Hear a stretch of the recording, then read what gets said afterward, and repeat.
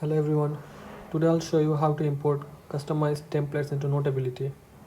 So you need the templates as I have here in my Dropbox. You can see over here. I've got so many templates out here. There are the cover templates, paper templates, and few other templates are there. So you can download it online. You can type in Google and get it online there. So what you need to do is you need to open Notability and you need to tap over here and you can see Dropbox, Google Drive, OneDrive. So you have to choose the cloud storage where we have saved it. So I'll choose Dropbox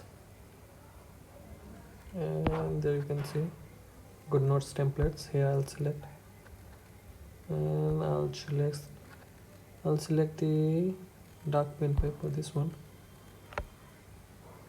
So I'll create a new note. You can also add to an existing note. So I'll tap on create new note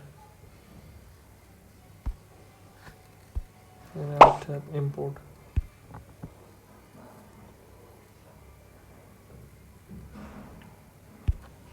Now I have imported it. So what you have to do is you can see the white lines out here. You just have to copy and paste it. So copy and paste. You still find that there's some white paper out there, so you have to delete it. Delete page and use copy the same process. Paste